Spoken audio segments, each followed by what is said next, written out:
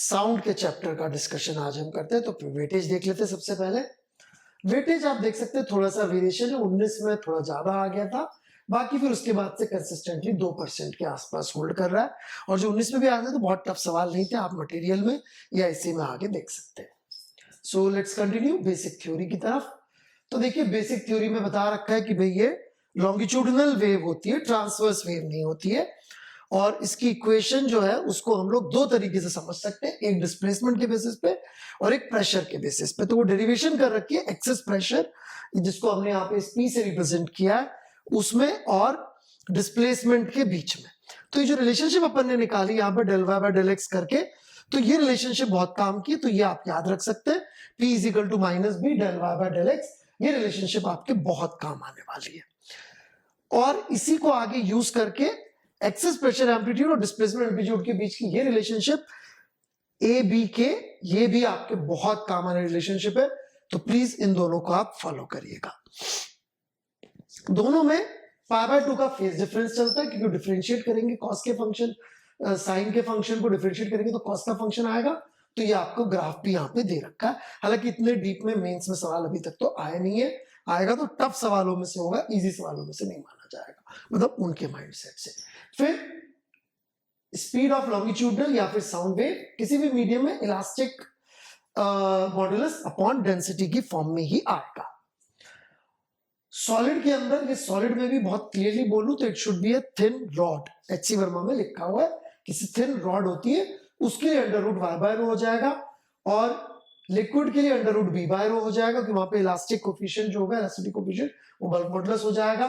Gas में भी होता b बाय रो ही है, लेकिन b की वैल्यू प्रोसेस पर डिपेंडेंट होती है।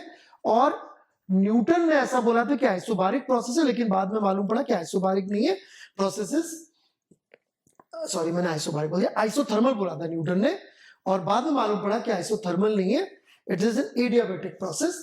तो पहले b बाय रो था, बाद में मालूम पड़ा गामा p बाय रो है। तो ये सारी स्टोरी यहाँ पे दे रखी है और इसकी कैलकुलेशंस करके दिखा रखा है। तो इसको अपन p बाय रो को pv बाय रो से, मास से रिप्लेस करके पूरा का पूरा under root gamma RT by mb बना सकते हैं, वो यहाँ पे बना रखा है। ठीक है, तो इसके ऊपर भी डायरेक्ट सवाल आया हुआ है, तो आप ट्राई करिए, फिर अपन आगे बात करते हैं। ना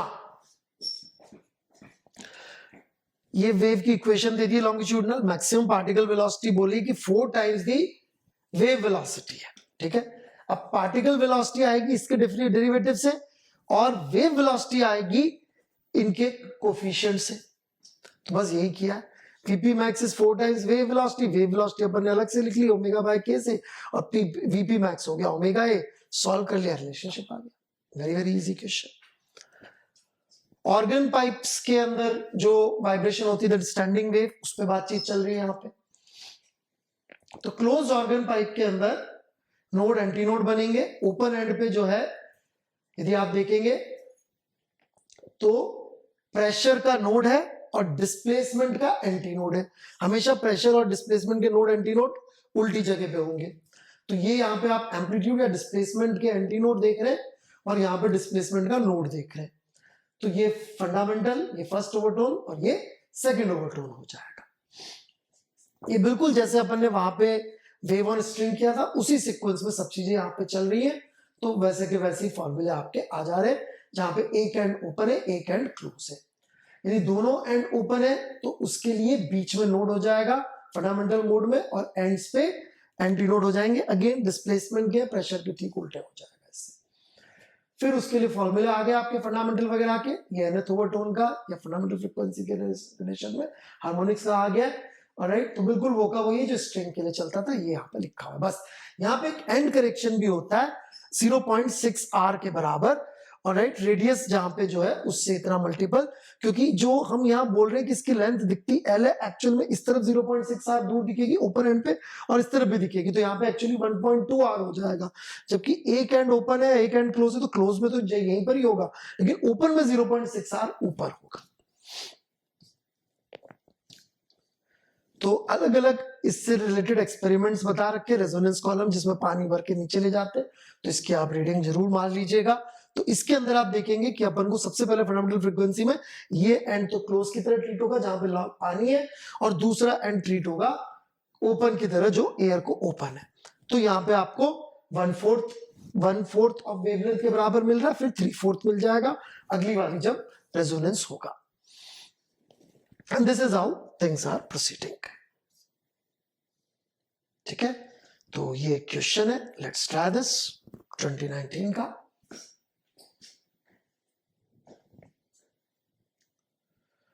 तो आपने ट्राई कर लिया होगा क्वेश्चन, लेट्स प्रोसीड।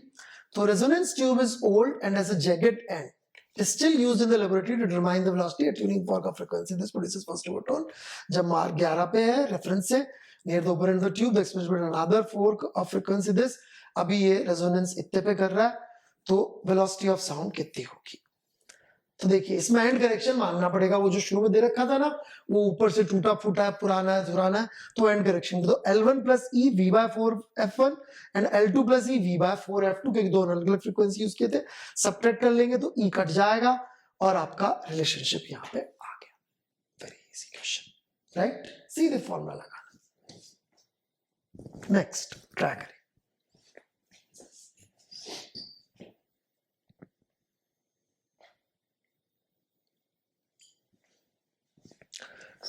तो यहां पे क्या हो रहा है, 1 मीटर लॉन्ग है, both ends open, that is important. Alright, in a gas that doubles the density of air at STP, that is double the density STP पे, speed of sound दे रखी है, alright, air में दे रखी है, लेकिन the frequency difference with the front and second harmonic of this pipe, alright, देखिए तो थोड़ा सा सवाल घुमा के पूछा है।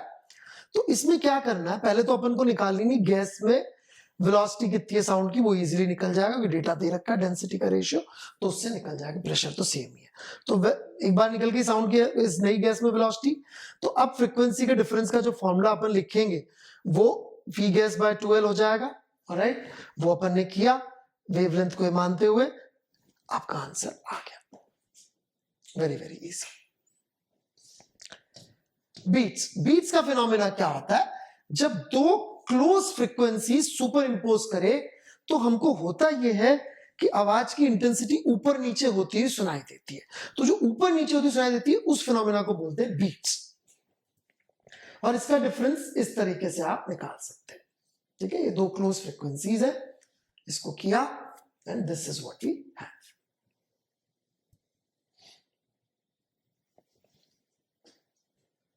तो बीट्स की कंडीशन, बीट फ्रीक्वेंसी क्या हो जाती है, F1 माइनस F2, और इससे आप टाइम पीरियड भी निकाल सकते हैं। ठीक है ना, beat frequency F1 minus F2, ये पूरा उसकी थ्योरी समझा रखी है।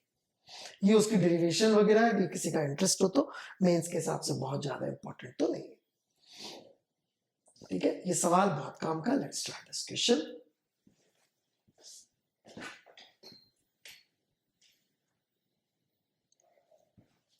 तो आपने ट्राई कर लिया होगा।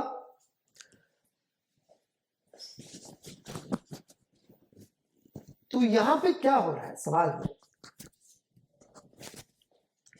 Tuning fork A of unknown frequency produces 5 beats per second with fork of known frequency this। देखिए अननोन का 5 कर रहा है, 340 आती है, बहुत इंपॉर्टेंट है।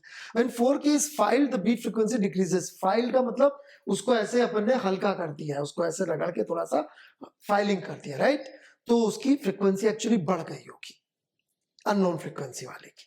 तो अब पता करना है, देखिए बड़ी सिंपल सी बात है, अननोन की 5 बीट थी तो 345 और 335 दोनों हो सकती थी। अब जब उसको फाइल किया तो वो हल्का हो गया, तो उसकी फ्रीक्वेंसी एक्चुअली बढ़ गई है, और बढ़ने के बाद 2 दे रहा है। तो यदि वो 340 था, राइट, प्लस माइनस 2 कर रहा है, तो 342 और 338 हो सकती थी। तो इसमें से ओरिजिनल फ्रीक्वेंसी कौन सी होनी पड़ेगी, 335, क्योंकि ये बड़ी होनी चाहिए ना, तो ये 338 हो गया, राइट। नेक्स्ट क्वेश्चन,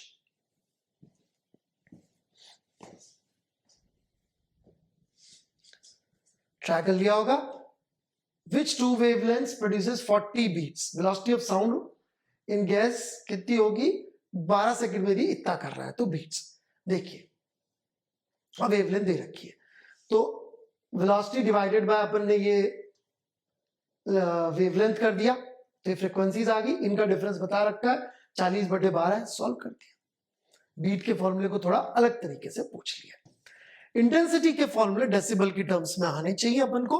तो डेसिबल के टर्म में ये फॉर्मूला क्या होता है, 10 log I upon I not. I is intensity और I नॉट पता होना चाहिए 10⁻⁻12 ही लेते हैं, इसको बेस 10⁻12 को ही लिया जाता है। वो इसलिए जाता है क्योंकि ये मिनिमम इंटेंसिटी जो सुन सकते हैं, इस वजह से। So please go ahead.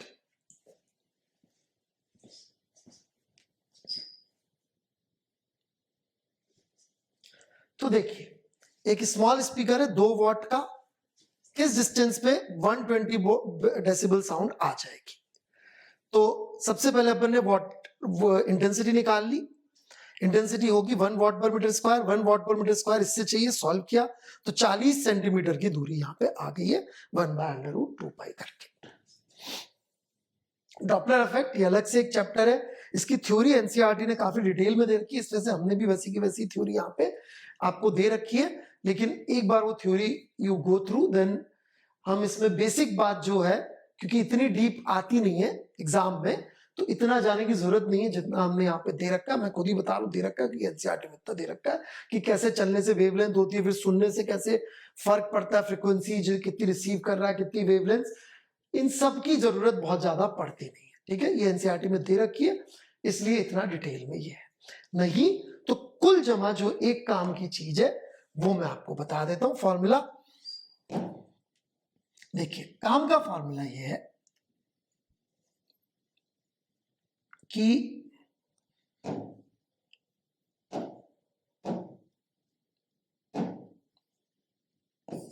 जो फ्रीक्वेंसी सुनेगा, राइट, ऑब्जर्वर या लिसनर, वो जो सोर्स की जो भी फ्रीक्वेंसी थी उस पर डिपेंडेंट है। सी एयर में या ग्राउंड के रिस्पेक्ट में वेलोसिटी है, सबसे सिंपल रहेगा ग्राउंड के रिस्पेक्ट में वेलोसिटी है, ग्राउंड के रिस्पेक्ट में साउंड की वेलोसिटी है, प्लस माइनस ऑब्जर्वर या लिसनर की वेलोसिटी ऊपर आएगी हमेशा, और यहां एक्चुअली कई बार माइनस प्लस लिख देते, सोर्स की वेलोसिटी नीचे आएगी। और इसमें एक सिंपल रूल फॉलो करना है आपने।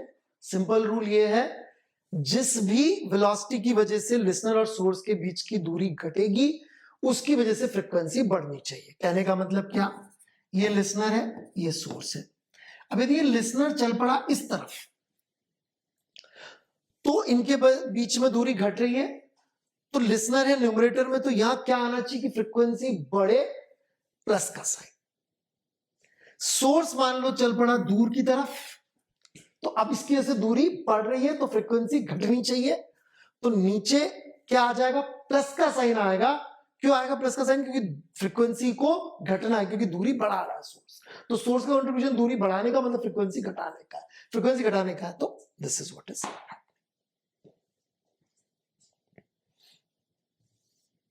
चलिए ये सवाल ट्राई करिए।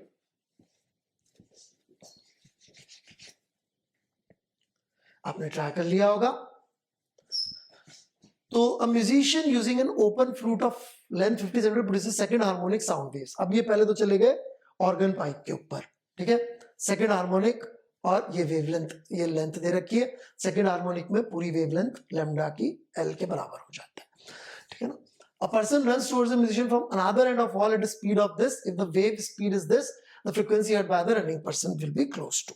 सबसे पहले तो ये लैम्डा और एल मैंने जैसा मैंने कहा था इसको यूज करके पहले फ्रीक्वेंसी निकाल ली 660 हर्ट्ज, फिर सीधे सीधे फॉर्मूला लगा दिया फ्रीक्वेंसी ऑब्जर्व का। टूवर्ड्स था, देखिए टूवर्ड्स रहा होगा, रन्स टूवर्ड्स द म्यूजिशियन, तो if it is running towards तो ऊपर प्लस का साइन आ गया, उसकी वेलोसिटी को कन्वर्ट कर लिया मीटर पर सेकंड में और आंसर आ गया।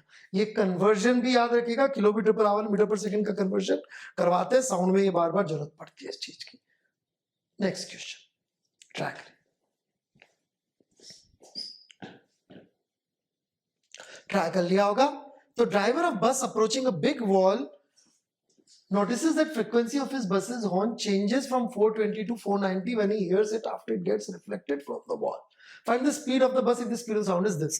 अब यहाँ पे क्या हो रहा है, दीवार तक साउंड जा रही है, वहां से रिफ्लेक्ट होके वापस आ रही है, तो एक्चुअली सोर्स पहली बार ये है और दीवार लिसनर है, फिर दीवार जो है वो सोर्स है और ये लिसनर है। गया।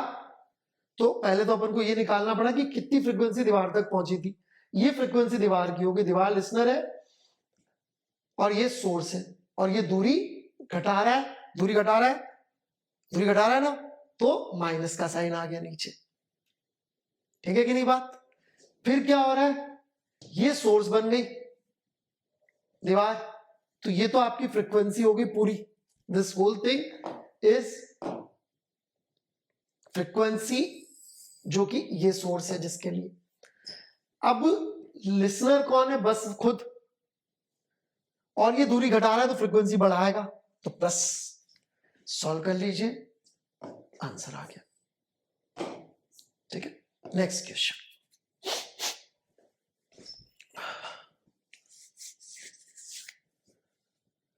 सो आपने ट्राई कर लिया होगा। Two cars X and Y are approaching each other, दोनों की वेलोसिटी दे रखी है, दोनों अप्रोच करिए, याद रखिएगा फ्रीक्वेंसी बढ़ाएंगे। Heard by the passenger in car Y, if the velocity of the sound is this, actual frequency of the whistle produced is. तो यहाँ पे क्या कर रखा है, फाइनल फ्रीक्वेंसी दे रखी है, ओरिजिनल पूछिए, बाकी डॉपलर इफेक्ट का डायरेक्ट फॉर्मूला लगाना है, वो याद रखते हुए दूरी घटा रहा है तो फ्रीक्वेंसी बढ़ा रहा है, दूरी घटा रहा है फ्रीक्वेंसी बढ़ा रहा है, तो डिनोमिनेटर में माइनस, न्यूमरेटर में प्लस, काम खत्म। Very easy. नेक्स्ट,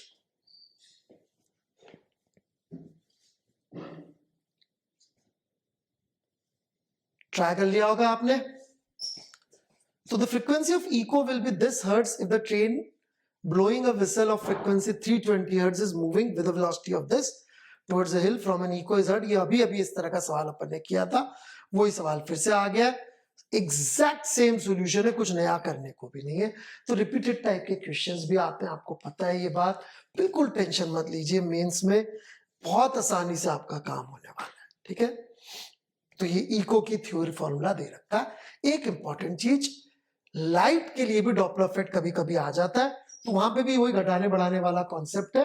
तो माइनस प्लस मैंने इस तरह से लिख के छोड़ दिया कि भाई वो घट रही है, नहीं तो बस यहाँ पे अंडर रूट आ जाता है फॉर्मूले में। ये आपको याद रखना है कि c minus you upon c plus you करके आता है ना, वो स्टाइल होती है u बाय c लिखने की, वो इस वजह से इस तरह से लिख दिया गया। बाकी लॉजिक सारे वही, बस अंडर रूट में है फॉर्मूला, तो ये याद रख लीजिएगा, तो आपको कोई टेंशन नहीं होने वाली है। So that's it then. Doppler effect for light का फॉर्मूला जरूर याद कर लीजिएगा, कभी कभी उस पर डायरेक्ट सवाल आ सकते हैं, अभी तक आए नहीं बट फॉर्मूला बेस्ड है, इस वजह से मैं कह रहा हूं। बाकी बहुत आसान चैप्टर है, within half an hour to 1 hour आप इसको तैयार करके जा सकते हैं, और एक क्वेश्चन पक्का यदि आया तो सॉल्व हो जाएगा। राइट, फिजिक्स में आपके 80 मार्क्स बहुत आसानी से आ सकते हैं यदि आप इस मटेरियल को आराम से करके चले जाएं तो। अभी भी time. Thank you very much.